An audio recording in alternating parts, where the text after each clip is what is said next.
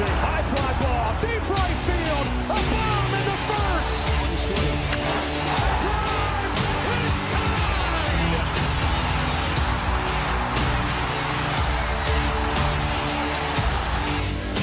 Corey Seager smashes the ball down the line. Goodbye. Now Seager to right center field, way back there. Corey Seager does it again.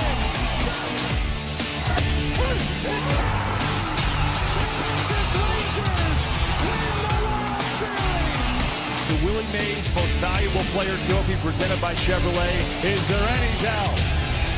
Corey Seager. Hi, and welcome to another edition of Right on Rangers Live, coming at you after an emphatic 16-3 victory and series win over the Minnesota Twins. That's what I'm talking about, man. Rangers scored 34 runs in Minnesota. 34. I need to check that out. Like, when is the last time 34 runs happened in a series? 34. I can't even believe that. Like, that's not real life. 16 runs on Tuesday, 16 runs today, add in a couple yesterday, 34 total. I'm not saying it yet. I know a bunch of y'all, are we back? Are we back? It looks promising. Can we just leave it at that? It looks promising. And I think you guys know I'm one of the bigger optimists covering the Rangers, but I'm just going to say it feels promising. It's a good sign. It's great. I'm going to enjoy it. Let's just take it a series at a time, please. A series at a time. This was awesome, though. I mean, from the second pitch of the ball game, Josh Smith goes yard, pitch number 2, and the Rangers really didn't look back from there. Awesome win today.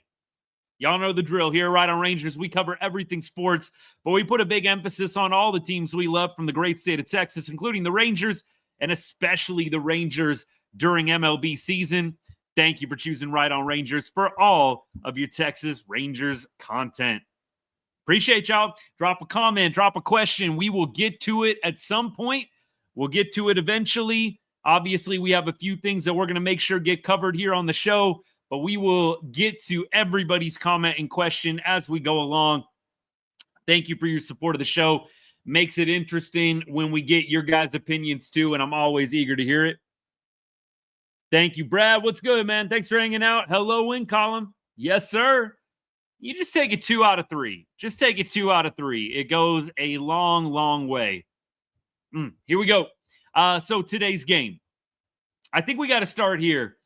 The offense, led by Evan Carter, now with the highest batting average on the team, sitting at 293. Also the highest OPS at 903. Look, Evan Carter, clearly not a qualifying batter at this point. Evan has not played a full season, does not have as many at-bats as other Rangers players. But the awakening of Evan Carter, that's what I lock in on today.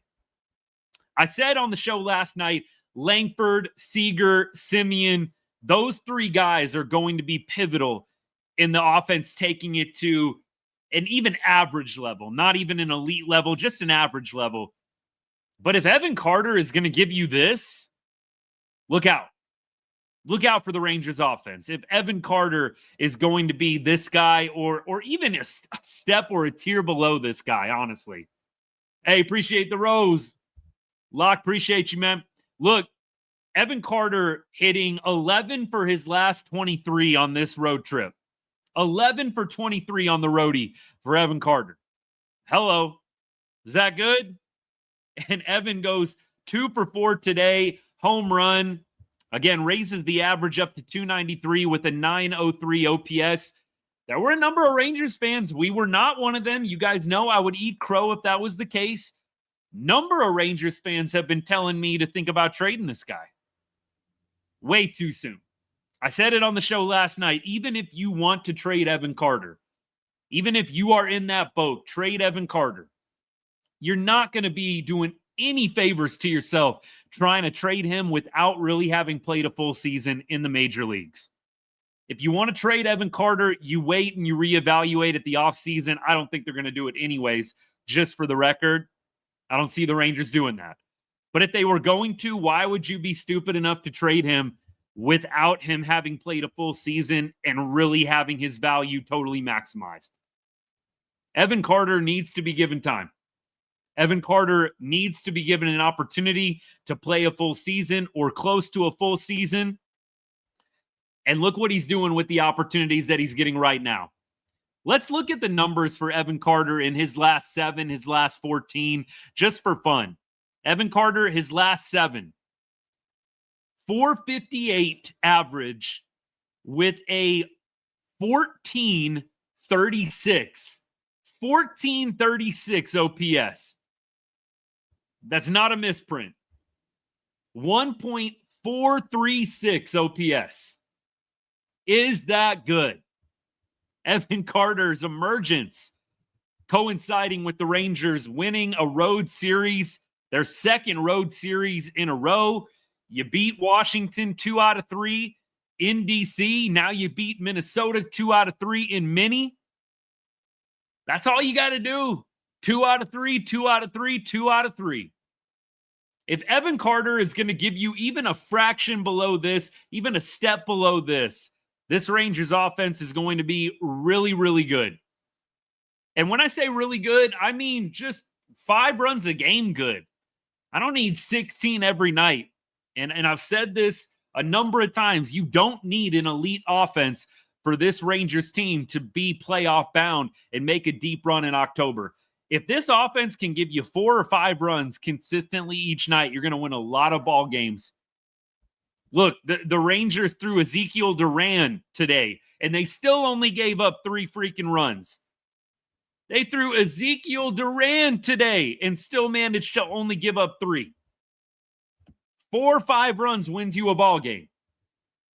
With how elite the Rangers starting pitching has been, including Patrick Corbin, who's my second lead for today. Patrick Corbin, for the 12th time in his Rangers career, and by the way, that is as many times as he started games for Texas. 12 starts, 12 times allowing 3 earned runs or less. Patrick Corbin has been a godsend to this Rangers rotation, especially when you consider Kumar Rocker not totally where he needs to be, especially when you consider Nate Eovaldi dealing with some triceps fatigue. How huge is it to have Patrick Corbin? ERA at 3.66. He's your 5th starter, and he's got a 3.66 ERA. Just for comparison's sake, most 5th starters, you're happy if they're under 4.5. Dude's sub 3 or sub 4, and he's actually sub 375 as a 5th starter. Patrick Corbin has been phenomenal in his time in a Texas Rangers uniform. I don't know how many more games he's going to have left. If you're just doing the math, maybe 5, maybe 6. I can't imagine they're going to hold on to him, especially with Cody Bradford and John Gray soon returning. All of us need to be the biggest Patrick Corbin fans that we possibly can be. You want to see the Rangers get as much as they can out of him. I really feel like they would be hard-pressed to keep him at this point. As good as he's been, got to get something of value for him with Gray and also with Bradford coming back. And with Kumar Rocker potentially also returning at some point. I can't imagine if Kumar Rocker pitches well at AAA that they're just going to keep Rocker down at the AAA level all year long. Impressive. Patrick Corbin getting out of that. What was it? Bases loaded, nobody out, or runners on first and second, nobody out. It was something wild. That second inning, I'm going to look at it right now. For Patrick Corbin, bottom of the second, you had single, walk, single. You had bases loaded, nobody. That's the moment in the game right now, right there for me. That's the moment where you won the game. I mean, bases loaded in the second. Yes, it's 6-1. Totally get it. It's 6-1, but it's bases loaded, nobody out. That easily could be 6-4 pretty quickly. Patrick Corbin, after giving up the single to Harrison Bader that loaded the bases,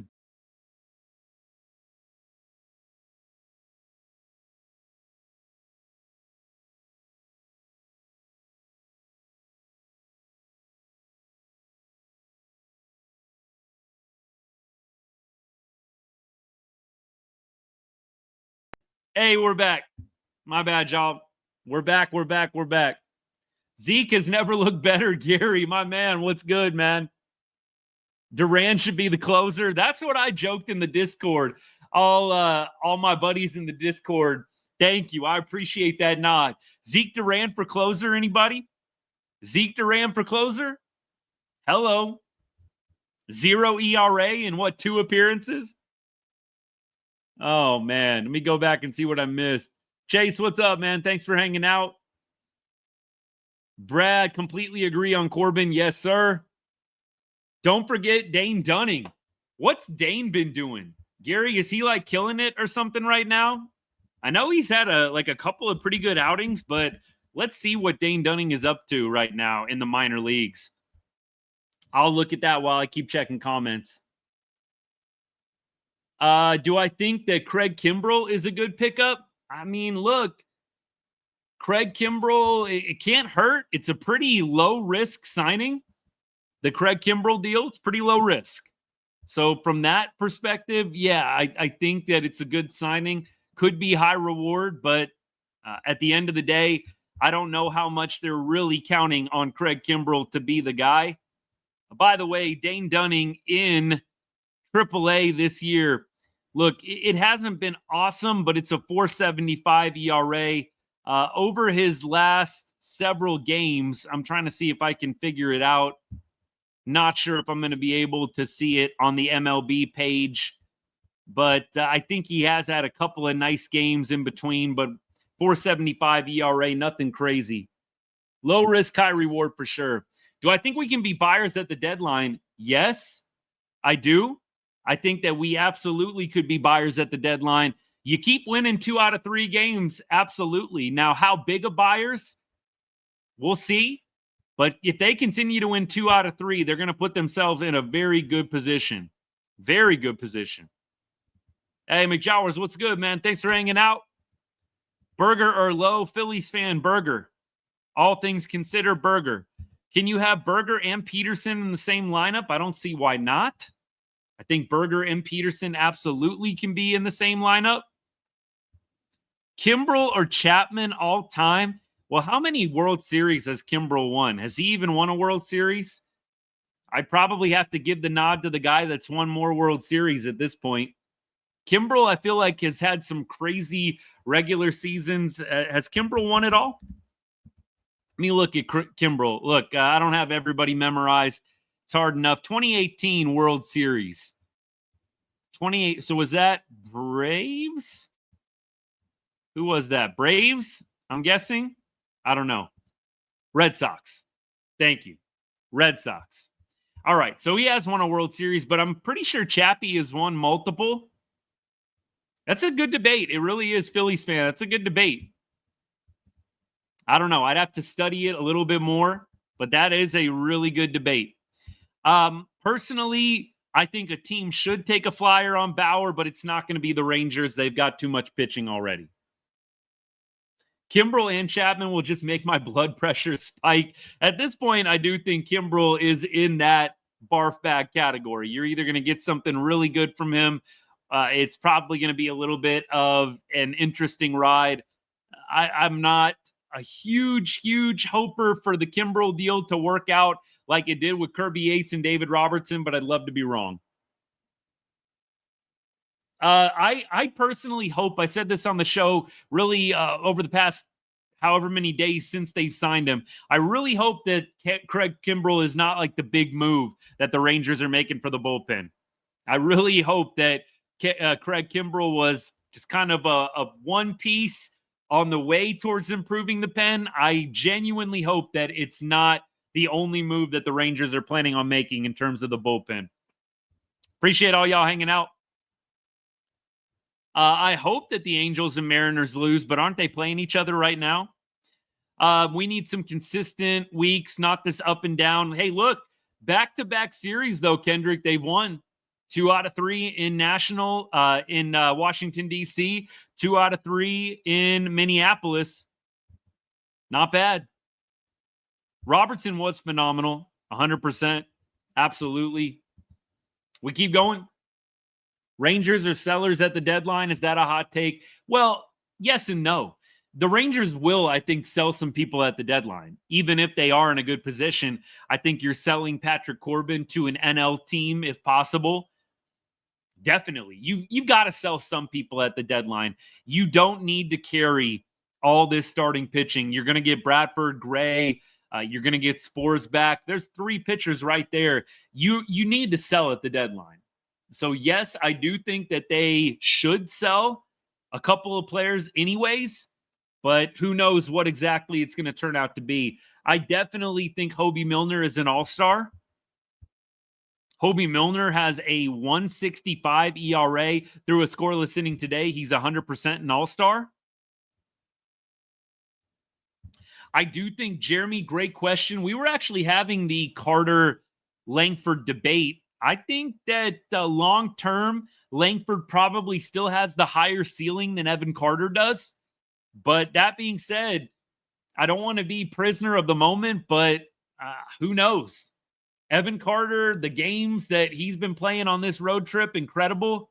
I think Wyatt Langford probably still a little bit of a higher ceiling just because a little bit more home run pop. And that being said, Evan Carter has hit some beautiful bombs over this last 9 games or so being on the road. We keep going. Yeah, look, Phillies fan, I'm with you. I've said all along, if you're going to trade anybody, please trade them to the NL. You don't want to trade Adolis Garcia. You don't want to trade Patrick Corbin, Tyler Mahle to AL contenders. Trade them to the NL, and preferably not to the Dodgers. Trade them to a team in the NL that's like hopeful to make the playoffs, but probably isn't going anywhere. That would be the most ideal. Carter has been the better pure hit tool. Langford has more pop. The only thing about Carter, here's why I say Langford over Carter. And again, I don't want to be knee-jerk. Don't want to be prisoner of the moment. But Evan Carter still cannot hit lefties consistently. And I've been in the boat that he needs to be given more opportunities. I think they're going to eventually give him those maybe one day. But until Evan Carter can play every day, I can't say that he has more upside than Wyatt Langford. Until he can play every day. I think that is the defining thing. If Evan Carter can hit lefties and become more of an everyday player, I think it's a lot closer. Until that moment, I don't think you can say Evan Carter is going to have a better career than Wyatt Langford. Wyatt plays every day. Evan doesn't. And at this point, I wouldn't be playing Evan Carter against lefties. I don't think you ruin it. I don't think you play him against lefties unless it's the kind of game or circumstance like it was today, right? Where you've got a blowout and, hey, this is a good opportunity for him to get a little bit of time. But the last thing you want to do is throw it off by giving him opportunities against lefties, and then he starts getting frustrated, getting in his head a little bit. I think what they're doing right now, they need to stay right there. There is going to be a time where I think you've got to get Evan Carter some experience against lefties in the big leagues. Until he can totally 100% get over that hump and start playing every day, I am not a fan of Evan Carter being in the above Wyatt Langford category for long-term potential. Got to play every day. Did Osuna fall off? I don't know if he fell off, but I think he's just going through it right now a little bit. Like, I think he's just going through a little bit of a rough stretch. They got to trade Garcia. We have to take the emotion out of it. You've got to trade Garcia. That was a comment on YouTube. Appreciate the comment, by the way. You're not going to re-sign Adolis Garcia to any kind of long-term deal. So you 100% have to trade Adolis. If you're not going to trade him at the deadline, you've got to trade him in the offseason. I know a bunch of y'all love Adolis Garcia. I'm telling you, the worst thing they could do is let Adolis Garcia walk in free agency for nothing. You have got to trade Adolis Garcia. You're not going to re-sign him at age 34 to any kind of long-term deal. You're not. Right? And I love Adolis Garcia. I know that maybe some people take this as Adolis Garcia hate or shade. It's not. We're just talking baseball business, man. You're not going to re-sign Adolis Garcia at 34 years of age to a 2 or 3 year deal. You're just not going to do it. So You either trade him at the deadline or you trade him in the offseason. Worst case, I guess you could think about trading him at next year's deadline, but I wouldn't. Maximize the value. He's still got a year and a half of club control. He's still got a year in the offseason. At that point, get him into another club, into another organization while he still has control left so you can maximize the value. That's where I'm at. Adolis Garcia, if he steps it up this year, Bo, again, that's the worst case. There's no way you take Adolis Garcia into 2026. No way. And I don't even care if he has a great 2026. It's just not good baseball practice. Trade the man while he still has value. This is a perfect time to trade him. A bunch of y'all are falling in love again. This is a perfect time to trade Adolis Garcia while the value is somewhat high. He goes 1 for 4 today with a 3-run bomb. Trade Adolis while the value is high. He had a couple walks today as well. The worst thing that you could do right now is fall in love all over again because you're not re-signing a 34-year-old player to any kind of good deal or great deal. You're not. And there's other players that can carry this team. You don't need Adolis Garcia to win a World Series. You don't. And you could probably parlay Tyler Mahle and Adolis Garcia into getting another bat to theoretically replace Dolly anyways. Watching Seager today was rough. JS, appreciate that, by the way. It was. Seager is not going well right now. That's why it's all the more impressive that Texas is winning back-to-back series with Corey Seager absolutely sucking. No other way to put it. The dude sucks right now. 238, 706, and I'm talking about my favorite Texas Ranger currently, Corey Seager. 0 for 3. He did have the 2 times on base with the walks, but just doesn't look good right now. Does not look good. Looked like we were talking about it in the Discord. Kind of changed his swing up like mid-game. Did y'all see that? Putting that front leg out far, out wide again. Really opening up the swing. It just doesn't feel good to me, man. Like you're really mixing it up a little bit too much. I don't really love what I'm seeing from Corey at this point. Like you're mixing up your swing mid-game. Look, Corey's always been aggressive, and he is a first pitch hitter, but it's frustrating watching him swing first pitch and really not swinging at a great pitch and getting out. It's all the more impressive that the Rangers have won back-to-back series with Corey Seager giving you this. He was killing it, Joseph. He totally was. Favorite Ranger all-time, Josh Hamilton. I've said that many times. Josh Hamilton, favorite Ranger all-time. Right now, look, there's nothing that's going to change my mind on that. Hambone, just favorite of all time. And you will hear me preach about this many times if you follow me for long enough, but Hambone should have been the most legendary Texas Ranger ever, no doubt, with his 2-run bomb in Game 6 of the World Series that got wiped out by a very, very poor showing in the bottom half of that extra inning. Josh Hamilton should have been the most legendary Texas Ranger of all time. I still think he's got a case, but it's going to be tough, right? Corey Seager, what he did in 2023. Adolis Garcia, I don't think is going to be in that conversation. But Corey Seager, probably at this point, being that World Series MVP, I think is taking a little bit of shine away from Hambone. I could go off on this for a long time, but look, Adolis Garcia definitely had an amazing postseason. I don't think the longevity of success is there, but with Corey Seager doing his thing, he might probably take that title away from Hambone. Should have been Josh Hamilton. Should have been Hambone hitting that 2-run bomb in the top of the 10th inning or top of the 11th, whatever it was. But the Rangers pitching and defense could not hold. Ian Kinsler, top 5 Ranger of all time? No. But I love Kins. But no, not top 5 Ranger of all time. Kevin Mensch, I love Menchie. Love me some Menchie, but no. How can you not love Shrek? Everybody loves Shrek, but no, not top 5 Ranger of all time. Maybe in our hearts. Maybe in our hearts, but not objectively. I would say with Seager, the big thing that I think I've noticed is just timing. Seager just looks like the timing's off. And maybe some people could argue a AAA stint could have helped with that. Maybe not. I don't know.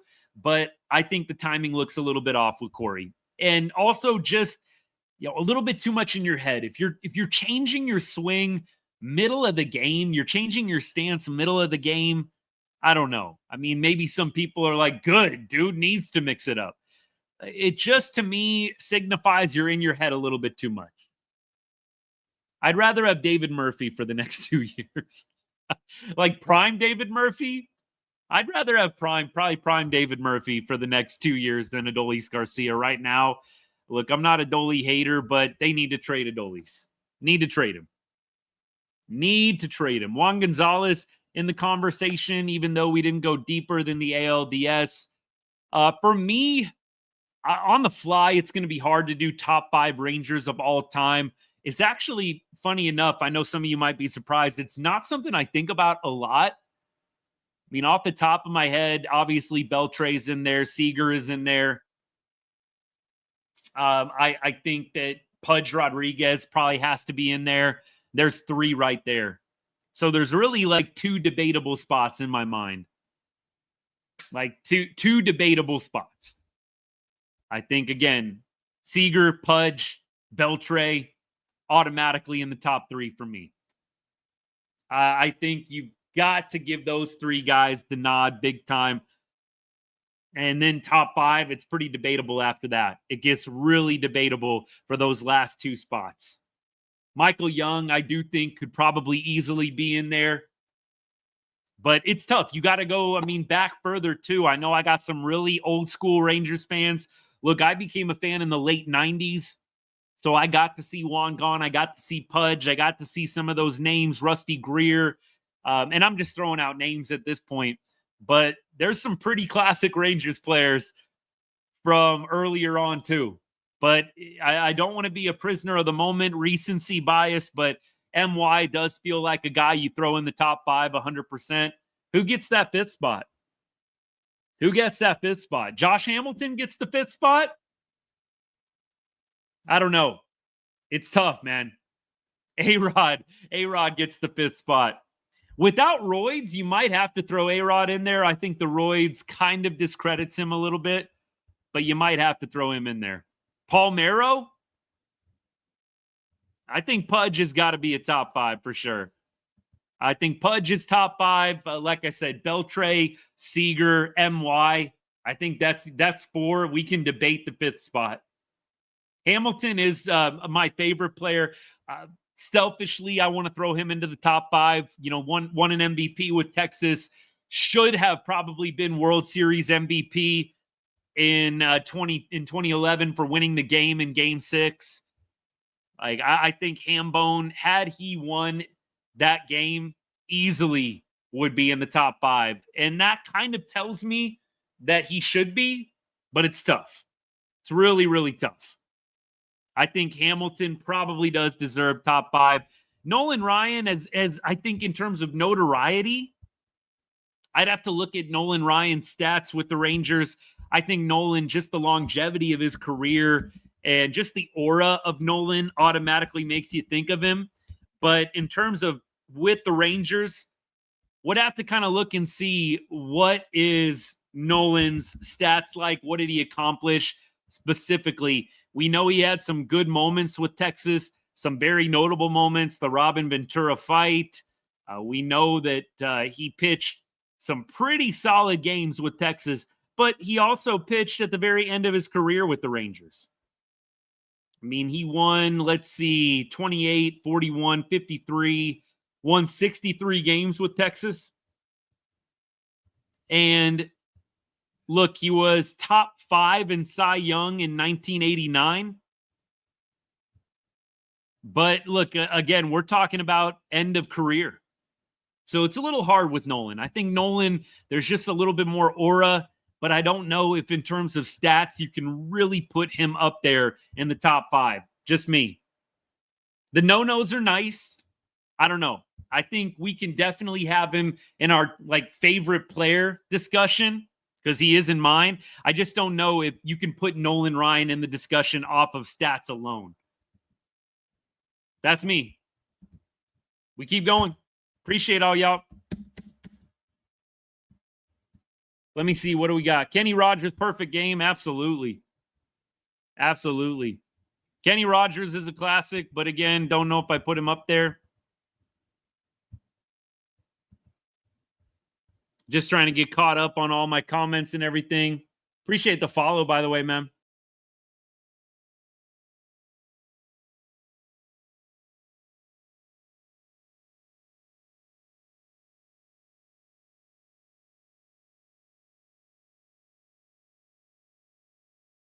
For my YouTube peeps, we are going crazy with the connection right now for whatever reason. Not a great connection today. I don't know what's going on. So apologies to all my YouTube people. Sorry about it. Think we're back to good now though. What I wonder is like who has like I know WAR. I'm not a big WAR guy, but I do wonder like WAR is definitely important for judging how impactful a player is. I wonder who the Texas Rangers top WAR leaders are of all time. That would be interesting to me. I'll try and look it up on the fly. And then we'll try and wrap up the game a little bit today as well. Texas Rangers top WAR leaders. Pudge looks like.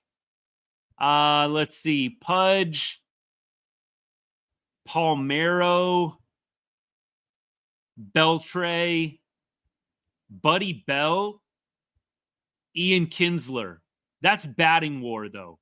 Just batting WAR. So there you have it. Let me look here. Top 10 career batting leaders, offensive WAR, WAR position players. It goes Rodriguez, Palmeiro, Beltre, Buddy Bell, Ian Kinsler for WAR position players. There you go. MY not in the top 5. That's kind of crazy. Rodriguez, Pudge, Palmeiro, Beltre, Buddy Bell, Ian Kinsler. Yeah, it is a little bit. A career WAR is definitely, and I think that, I don't know, is that for Texas? I'm looking at Baseball Ref. I'm like, is that Texas WAR? No, it's not. That is Texas WAR because Pudge had 68.7. So this is lifetime WAR for the Texas Rangers specifically because Pudge had a 68.7 career WAR, 50 WAR with the Rangers.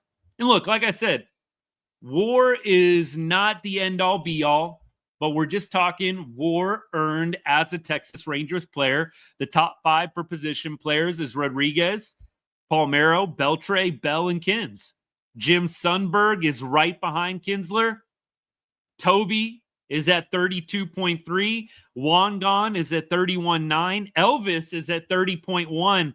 Frank Howard rounds out the top 10 for WAR position players.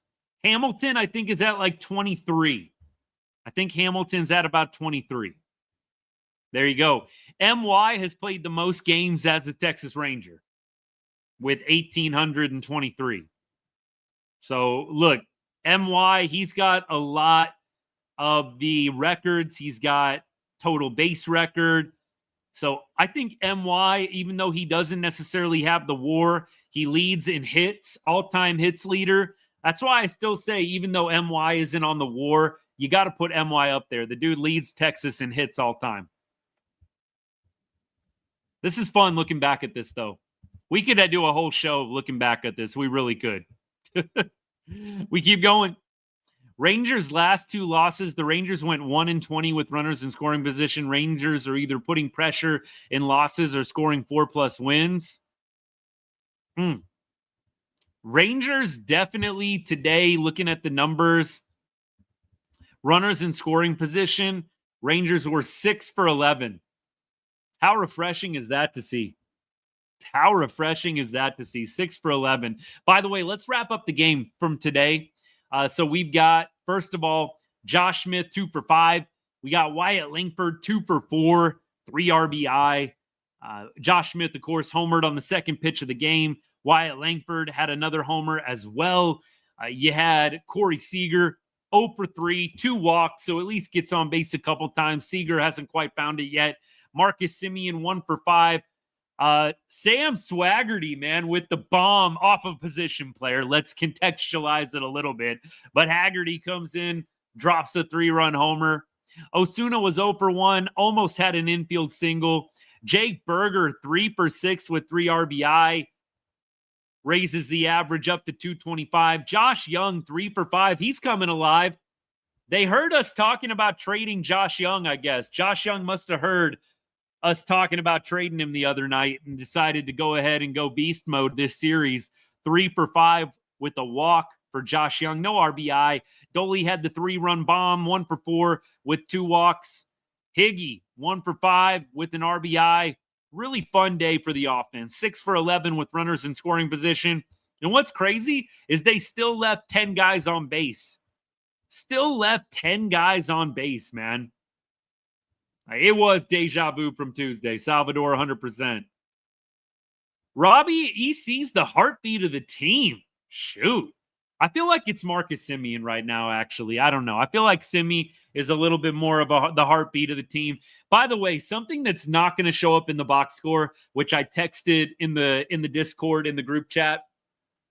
Did y'all see Marcus Semien legging out what would have been a double play ball? I think it was pretty late in the game, too. I loved that from Marcus Semien. I'm going to have to see where it was. I think it was in the, let's see, top of the 7th inning. I think it was the top of the 7th inning. He grounds out to third into a force out, legs it out, prevents the double play ball. Jake Berger eventually flew out. Evan Carter walked right after. But that's what I love, man. That's the effort that I love to see from Marcus Semien. So I would say at this point, Marcus Semien is the heart and hustle guy of this team. Again, that's something that's not going to show up in the box score. Not only has Semien been killing it, but the dude is hustling in a 10-run ball game. Those are the kind of ball players I absolutely love to cheer for. And look, here at Right on Rangers, we're going to drop the truth. We're going to go through the stats. We're going to tell you who's struggling and be real about it. We're going to tell you who is not playing well at all. But there are some things that stats can't tell you. There's no stat that is going to show you Marcus Semien legging out that double play in a 10-run ball game. Osuna hustling, same thing. That's the kind of stuff I love to see. And the stuff that you're not going to see if you don't watch the game. And look, I know a day game in the middle of the week, not everybody going to be able to watch it.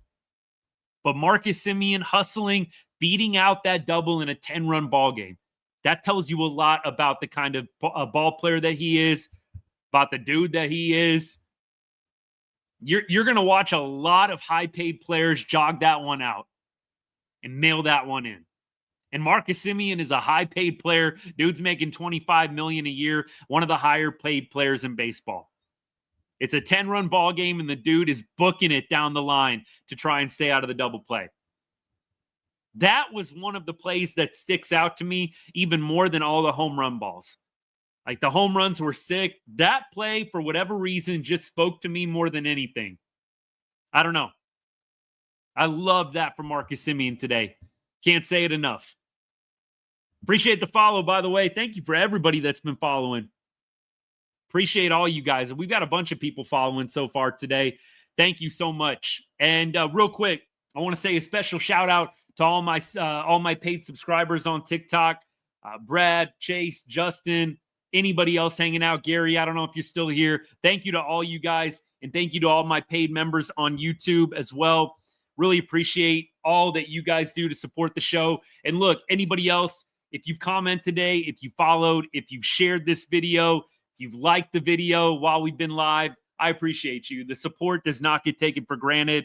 If you've been following for a while and you want to give back in a small way, support me and what I'm doing here at Right on Rangers, consider a paid subscription on TikTok or a paid membership on YouTube. If you're on TikTok, just hit that subscribe button right next to the chat. It's $2.99 a month. You get priority replies on lives and videos we post. I'll also give you special access to my Right on Rangers Discord.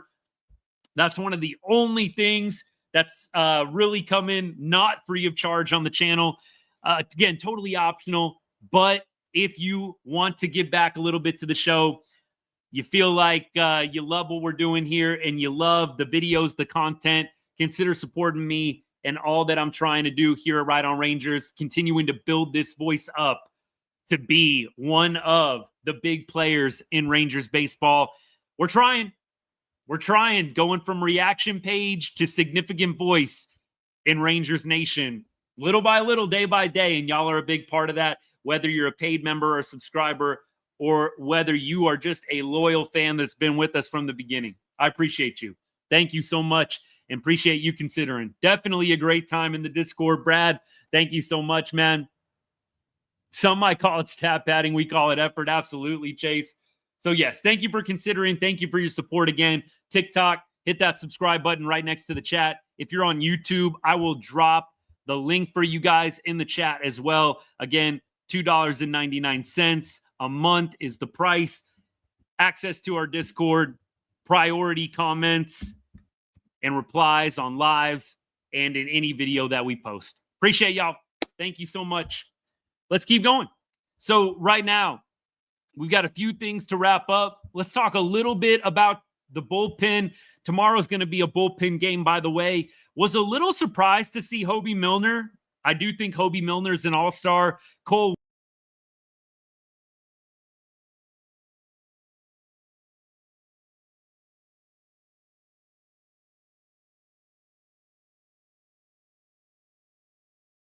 And you guys are real ones. Thank you for hanging out on YouTube, man. I do not know what's going on with my YouTube connection today, but it is subpar to say the least. So I'm sorry about the connection on YouTube, y'all. TikTok, I think you guys have been pretty good, but YouTube has not been friendly to me today. So I apologize for some of the breaks in the connection, man. We're going to have to figure that out.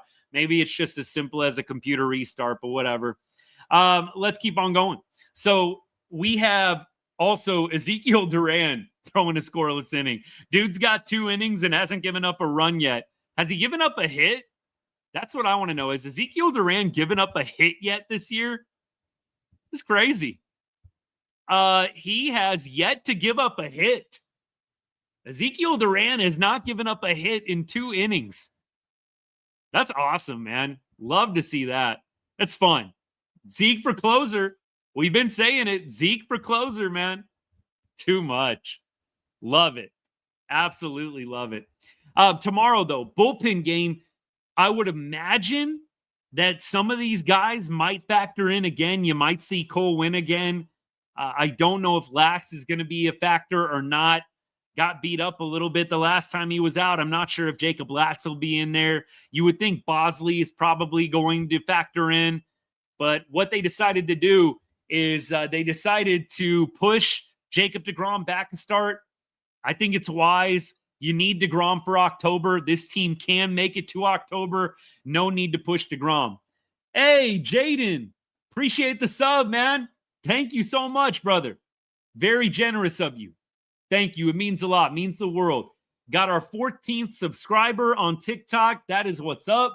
4 more towards our goal of 18. You're the man. Hey, Jaden, DM me after the show. I'll get you the Discord info. Thank you so much, brother. I think we've got 14 subscribers on TikTok and maybe another 7 or 8 on YouTube, little by little, day by day. Jaden, thanks again, man. You're a real one. Appreciate you. Let Cole Winn actually start. I wonder what they're going to do. Cole Winn is going so well right now. I just kind of wonder, like, do you mess with it? I don't know. Vortex Vibes, if you're still hanging out, thank you. Appreciate all the support, brother. Appreciate the comments. Good to see you again. Trade deGrom to the Mets. I don't think they're doing that. I'm thinking don't mess with Winn as well, Hayden. Like, I don't know if you want to start him tomorrow. I wonder if maybe they will throw Lass out there as the opener. You've got options. Look, you can't take anybody for granted in this game. You can't take anybody for granted. Nobody. Even the Rockies, even the White Sox. You guys, if you've been hanging out with me for long enough, you know I've said it a million times and I'll say it a million more. It's a beautiful game. The beauty of this game is anybody can beat anybody on any given night.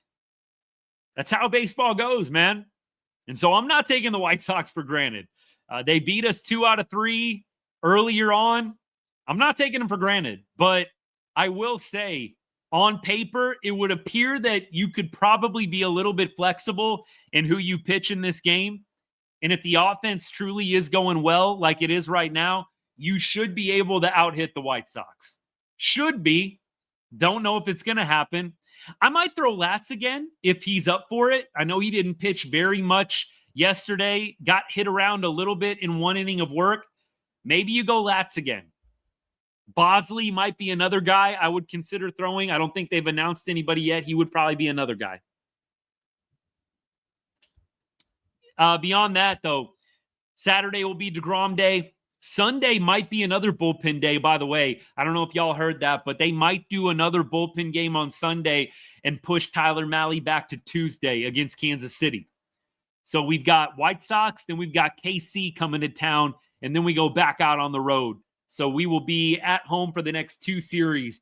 And the idea, by the way, with pushing Mahle back to Tuesday is that he will get the off day on Monday. Obviously, he'll get Sunday, so you got a little bit more rest for Mahle as well. I don't love bullpen games, but if you've got to do a bullpen game, the White Sox probably not the worst team to have to do it against. I don't know if they are going to sweep the White Sox. My thing is, can we just get 2 out of 3? Let's get 2 out of 3, right? I don't think we need to go crazy. A sweep would be outstanding. I'm up for just taking 2 out of 3. If they can get 3 out of 3, clearly I'm not going to complain. Give me 2 out of 3. That's where I'm at right now. Give me 2 out of 3.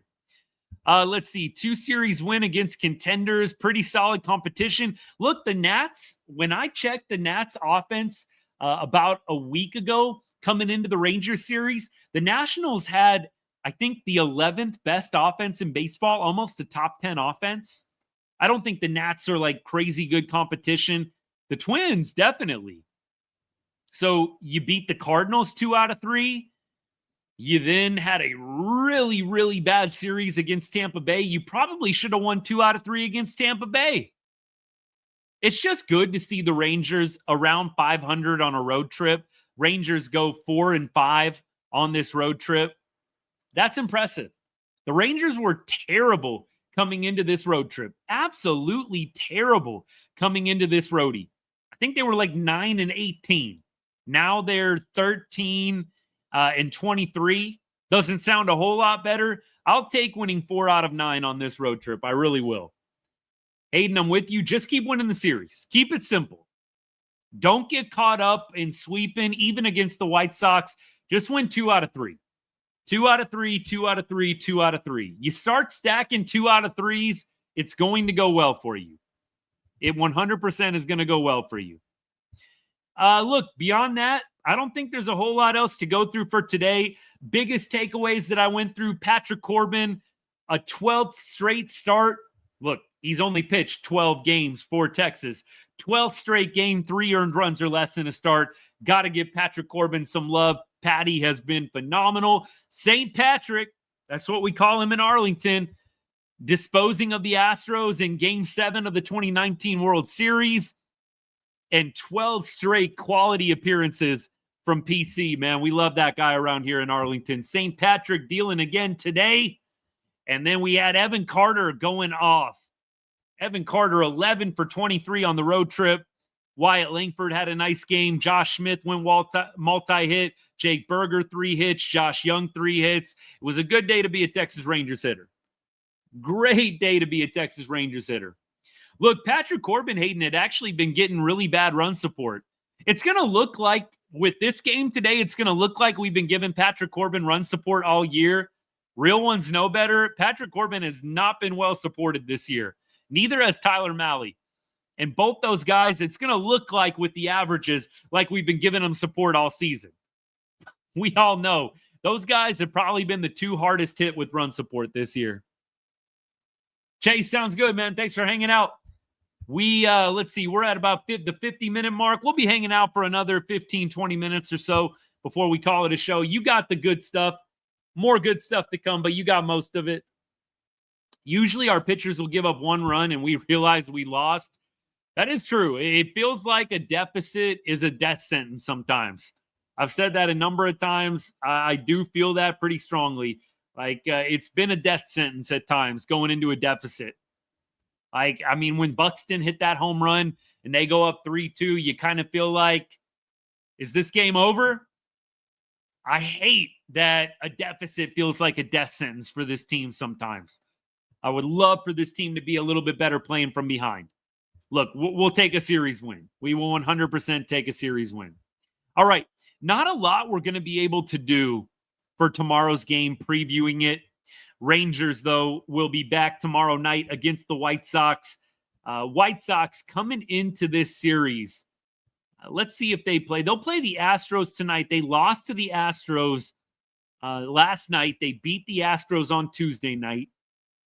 White Sox currently are last place in the Central. They are like 20 and a half games out of first place. So not in a good spot. They are actually 5-5 in their last 10. And we'll be rooting for the White Sox tonight to knock off the Astros. That sure would be nice. Evan Carter, highest OPS in the AL this month. That's crazy. Now, is that qualified at bats? That's impressive. Jaden, that is impressive as all get out, man. If he is tops in OPS in the entire AL and he qualifies. But I'm not shocked. He's been that good, especially over the last 9 or 10 games. Hey, Scott, what's up? Thanks for hanging out, man. Appreciate you, bro. Thanks for hanging out. Good to see you. Yeah, look, Evan Carter, I think he's got to be the story coming out of this entire road trip, coming out of this series, especially Evan Carter's been great. Been great. All right, let's check out and see if there is an announced starter for tomorrow's game. City Connect night, gotta love it. Bullpen game for the Rangers, not very enthralling, but this offense, if they can become the story, I sure would love that. White Sox have Hauser pitching, 1.48 ERA on the season. Is this a bullpen guy for them? Surely this isn't a starter. He started 4 games. Wow, okay. So this is a guy I'm assuming that they called up. Hauser came up with Milwaukee, pitched with the Mets, 4 games. He's looked pretty good in his 4 games. 4 games started, and he has got a 1.48 ERA, does Adrian Hauser. 32 years of age, pitching pretty well for the White Sox. Yeah, nickname is Doogie, apparently. What a nickname, Adrian Hauser. Doogie Hauser, I guess. That's what we're going for. All right, Doogie Hauser pitching against the Rangers tomorrow night. 2-1 with a 1.48 ERA. Here are the numbers against Mr. Hauser. Jake Berger is 2 for 4 with a bomb. Corey Seager is 2 for 3 with a bomb. Marcus Semien 1 for 5. Wyatt Langford 1 for 1. Jonah Heim 0 for 1. Duran 1 for 1, and Josh Smith 0 for 1. So a small sample size, but Corey Seager and Jake Berger both with home runs against Adrian Hauser. The Rangers have not announced an opener yet. It's going to be a bullpen game tomorrow. So we can't give you any stats on how the White Sox have fared against the Rangers pitcher. Hauser was with us for spring training. That's right, Hard Chuck. I forgot about that. Man. We'll see how he does tomorrow. Jordan, I don't want to say it too loudly, but yes, it does feel like we've got ourselves a baseball team. It does feel like we got a baseball team, man. Yeah, former Ranger. I totally blanked on that. He was with us a little bit in spring training, but no numbers officially with Texas, right? No numbers officially with Texas. 2015 to 23 with Milwaukee, spent 24 with the Mets, and now 25 with the White Sox. So no official numbers. Where does Jock go when he returns? That is going to be a great question, man. That is going to be interesting to see.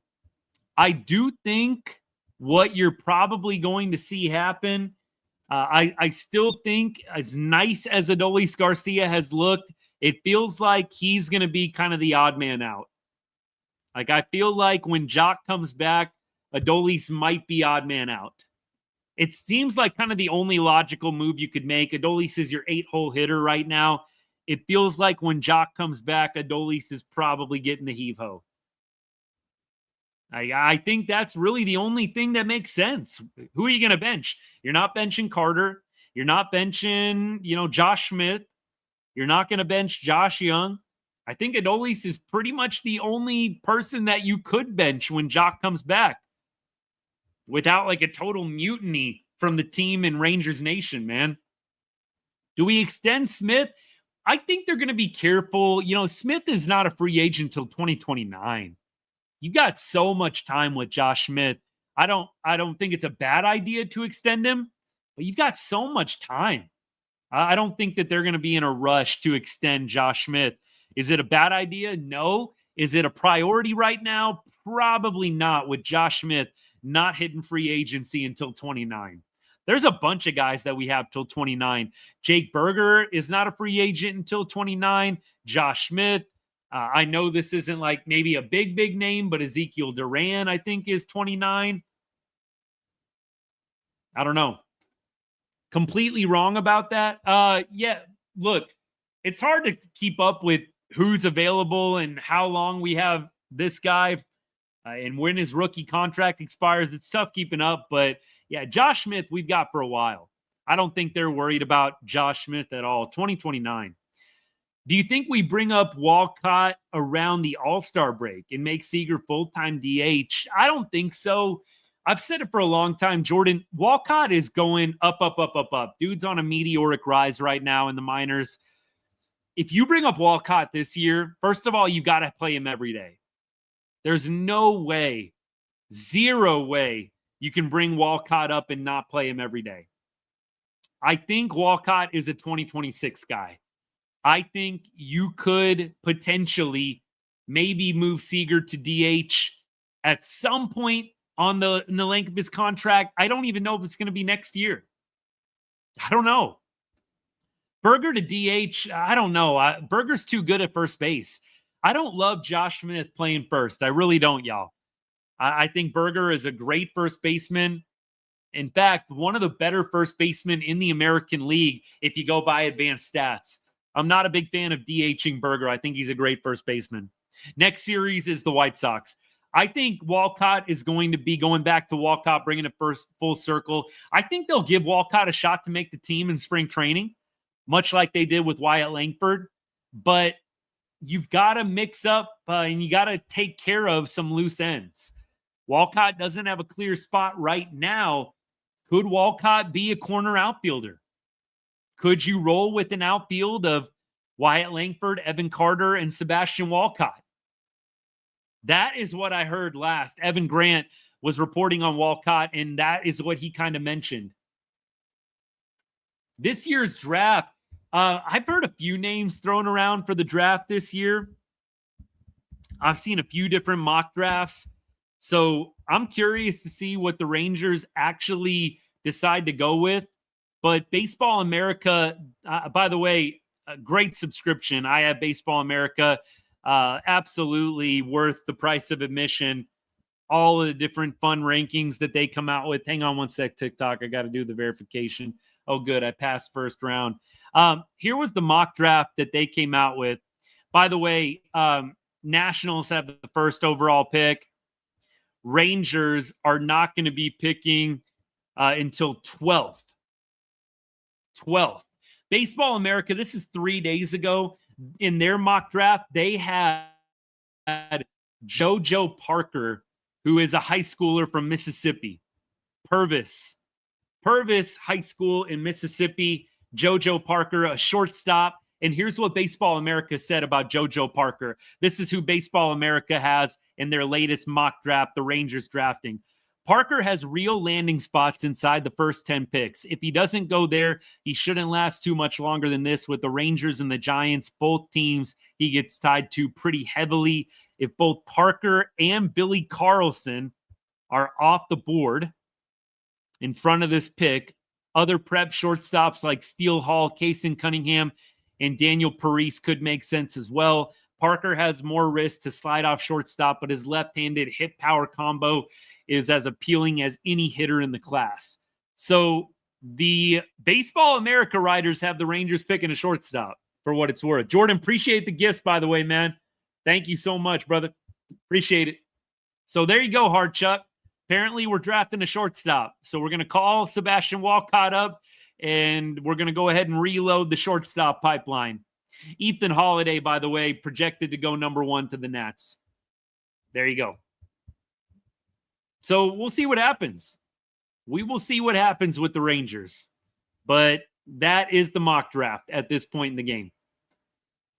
34 runs this series against the Twins. Yes, sir. Beautiful thing to see. Beautiful, beautiful thing to see. Yeah, Jordan, I know. I feel the same way about Adolis. It's tough.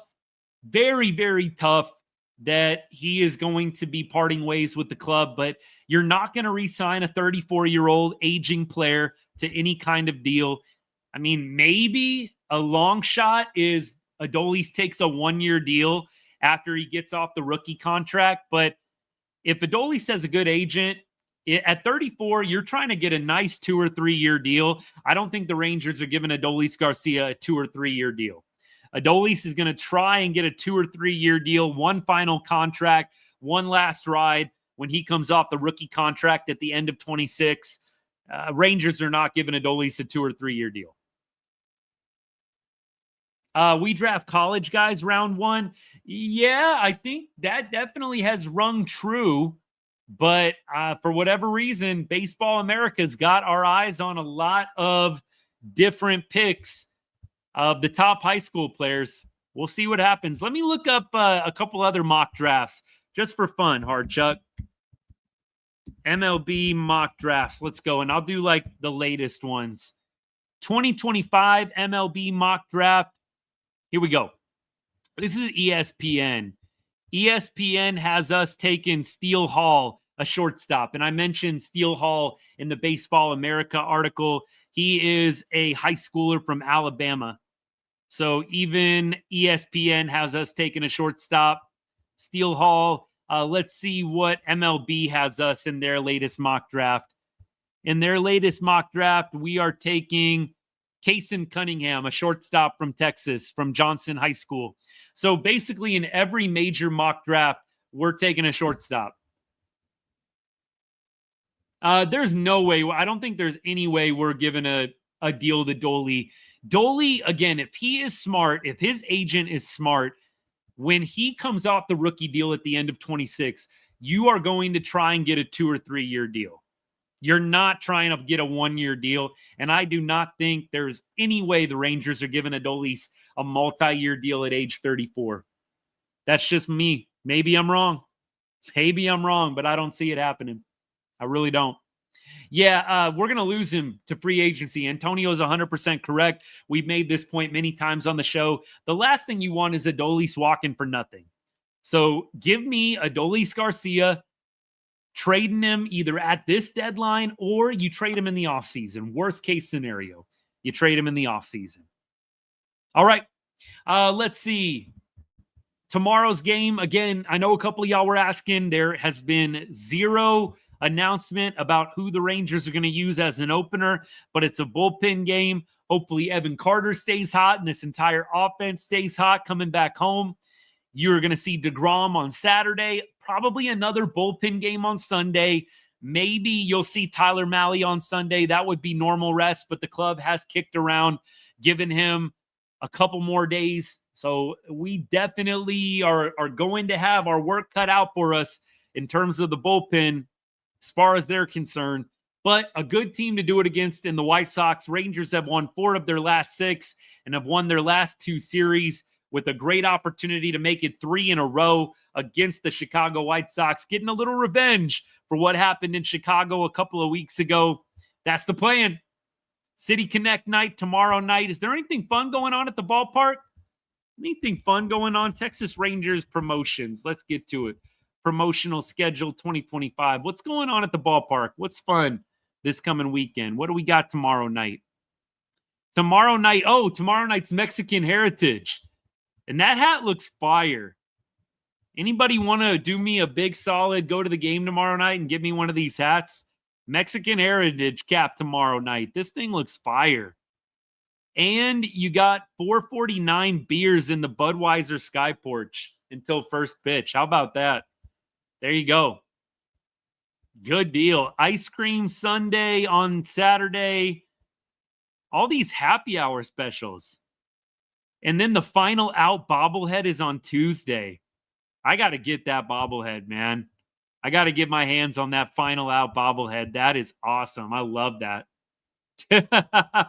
Antonio, buy me a ticket and I'll get you the hat. Thank you, brother. I'll let you know what I decide. If Carter can keep up what he's doing, it'll completely change the direction of the season. Absolutely. If Evan Carter can lock in 2023 mode, that is going to make a huge difference, man. Huge difference. All right. Mexican Heritage cap tomorrow night. On Tuesday, final out bobblehead. I got to get my hands on one of those. That looks awesome. Both of them, really. Both of them. Love it. All right, y'all. We are going to call it a show. I appreciate everybody hanging out. Fun day to be a Texas Rangers fan. Go White Sox. Go White Sox tonight. They're playing the Astros. Would be a great opportunity for the Rangers to gain some ground in the division. As it stands right now in the standings in the AL West, give you guys the update on both the wild card standings and the divisional.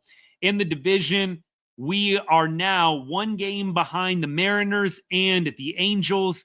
We're 5 games behind the Astros. If the Astros were to lose tonight, we would creep up to 4.5. Looks like the Angels and Mariners are both off today. And then in the wild card, we are now 3.5 games out of a wild card spot. 3.5 games out. Thursday's World Series ring, that's what's up. That is what's up. Antonio, if you ever got an extra, man, I will gladly pay for shipping. If you ever got any extras of the giveaways, brother, that goes for everybody else. Look, it gets cutthroat on eBay. Sometimes I break down and I got to get on eBay and buy something. If any of y'all would ever be kind enough, I will gladly pay for your shipping and throw in a little extra for your time and efforts. But anything to not pay 40 or 50 bucks for one of the bobbleheads. Man, look, I know the tickets definitely can range in price, but seriously, if you ever want to get me an extra something, I will gladly DM you and send you some money, Venmo you, whatever you need to make sure shipping's taken care of. And I'll buy you a cold beverage of your choice. Add that on top. So the next time you go to a ballpark, it's on me. Look, I would love it. Absolutely, Antonio. Absolutely. I will gladly send you whatever I need to send you. If you want to ship that out to me, I would greatly appreciate you, man. Seriously. Thank you so much. Very, very kind of you. All right, y'all. We're going to get off the show. Love y'all. We'll see you tomorrow, hopefully for another Texas Rangers win. Probably try and go live in the 8th or 9th inning. I'll DM you after the show, Antonio. Appreciate you, man. Yeah, probably 8th or 9th inning we'll go live and hopefully be talking about the Texas Rangers making it 2 in a row against the White Sox. All right. Y'all have a good rest of your Thursday night. See you tomorrow. And as I like to say to end every show, God bless and go Rangers.